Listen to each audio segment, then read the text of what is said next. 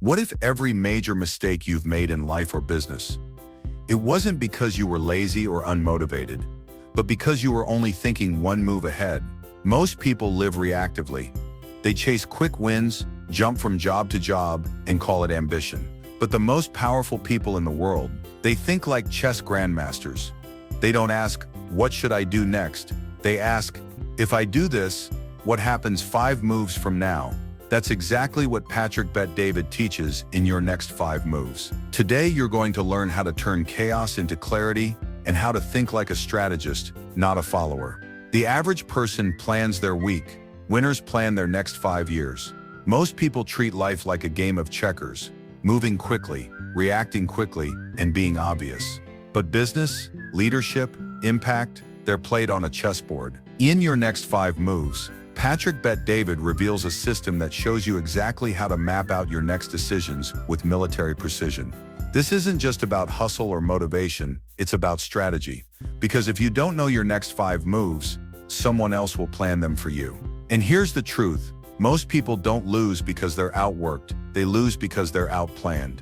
If you've ever felt stuck in your business, unclear in your career, or like you're one step behind, this video is your roadmap out, so stick around, because by the end of this breakdown, you'll have a crystal clear system to grow, scale, and dominate with purpose.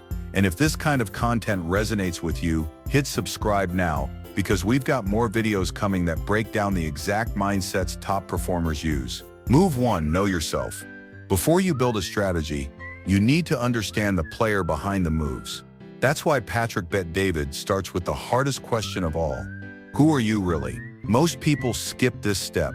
They chase opportunities, follow trends, or mimic others. However, without clarity, even the most massive effort leads to misalignment. If you don't know who you are, every decision is a gamble. Are you the visionary who wants to scale a company to millions, or the craftsman who just wants freedom and control? Do you thrive under chaos, or do you need structure? Do you want legacy, or just luxury? Bet-David challenges you to brutally audit your true motives. Not the ones you post online, the real ones, the ones that drive your emotions, your fears, your ambitions. Because if your actions don't align with your identity, you'll either burn out or self-sabotage. Here's the killer question from the book. Do you want to change the world or just be famous? They're not the same. Knowing yourself isn't about being perfect, it's about being precise. Only then can you choose goals that truly matter and ignore the noise that doesn't. This move isn't flashy, it's uncomfortable, but it's the foundation for every move that follows. Because if you plan your next 5 moves based on who you pretend to be, you'll lose to someone honest about who they are. Move 2.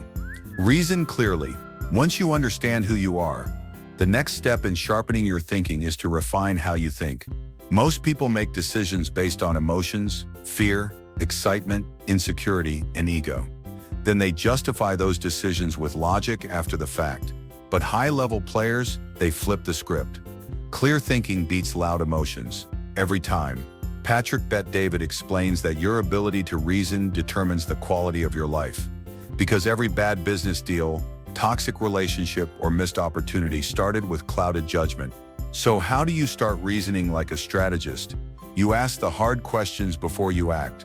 What is the long-term cost of this decision? What happens if it works? What happens if it doesn't?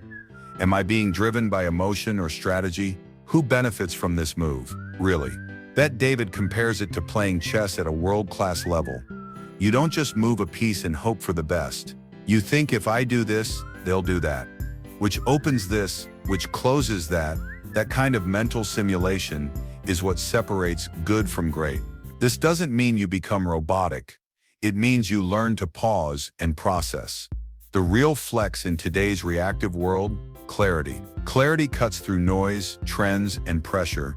It gives you leverage. It gives you time. And in a world that moves fast, those who think slow win big. Move 3. Build the right team. Let's be real. There's a ceiling to what you can accomplish alone. Even the most disciplined, talented, high-performing individual will eventually hit a wall, unless they learn how to build a powerful team. You don't scale by doing more. You scale by doing less of the wrong things and leading the right people. Patrick Bet-David emphasizes that this move isn't about hiring bodies. It's about recruiting allies. People who share your vision, challenge your thinking, and execute with excellence. Because the wrong team will drain your energy, but the right one, they multiply your vision. Here's the test. Are the people around you just working for you, or are they fighting with you toward a mission? Bet David breaks it down into roles. Visionaries need operators, strategists need executors, dreamers need realists, fighters need protectors. The biggest mistake entrepreneurs make, trying to be everything to everyone, all the time. You should be designing the game plan, not running every play. That means learning how to delegate. It means trusting others with real responsibility. It means leading, not micromanaging. And most importantly, it means surrounding yourself with people who think bigger, not smaller. Remember, your growth will mirror that of your team. So if you want to move like a grandmaster, you need a board full of power pieces, not pawns. Move 4.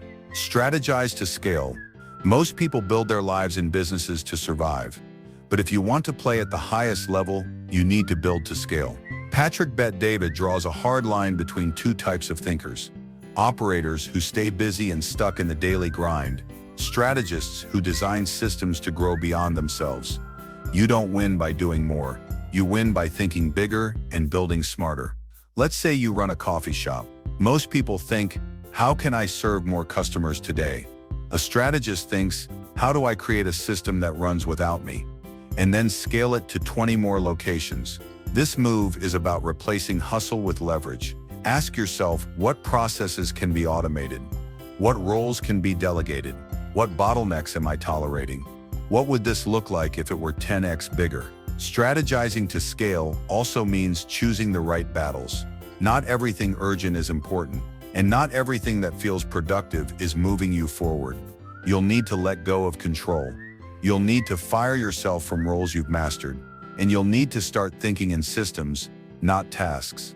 Because scaling isn't just about growing revenue, it's about growing impact and doing it sustainably. If you're stuck in the weeds, you can't see the map, but if you climb above your business and design the game, you're no longer playing to survive, you're playing to win. Move 5. Master power plays. You can have talent, strategy, and a great team. But if you don't understand power, you'll always be outmaneuvered by someone who does. Business is part logic, part math, and part war. Patrick Bet David. This move isn't about being manipulative. It's about becoming unmanipulable. Whether you like it or not, every room has power dynamics. Every deal has leverage. Every company has internal politics. And if you ignore that truth, you're playing blindfolded. Patrick explains that mastering power plays means learning to read people before they show their cards. Protect your reputation as if it were capital. Strike decisively when it matters. Use silence, timing, and posture to control perception. You don't need to be the loudest in the room. You need to be the most strategic. One of his key lessons: don't fight every battle. Win the ones that change the game. Sometimes that means walking away from a toxic partnership. Other times, it means holding your position until the opponent overreaches. The most successful leaders don't just react. They set traps, control narratives, and pull the strings that are invisible to others. Your ability to grow will always be tied to your ability to deal with people and power. So if you want to stay in the game long-term, you need to master influence, not just intellect. Because talent will open doors, but power determines who gets to walk through them. Success isn't a game of chance, it's a chessboard. And every move either builds your empire or brings you closer to collapse. Patrick Bet David didn't write your next 5 moves to impress you. He wrote it to wake you up. Because most people lose in business and life, not because they lack intelligence, but they never learned how to think strategically. So here's the truth. If you can anticipate 5 moves ahead, you'll beat almost anyone who's just reacting to the present. But there's one book that takes this idea even deeper. It's about understanding the power plays that shape human behavior itself. If your next 5 moves is the strategy manual, then the 48 Laws of Power by Robert Greene is the ultimate rulebook for the battlefield. It reveals the hidden tactics used by emperors, CEOs, and master manipulators to win respect, dominate negotiations, and build empires, sometimes ethically, sometimes not, but always effectively. If you're ready to take your strategic mind to the next level, that's the book you read next. What's the one move you know you need to make right now but keep avoiding?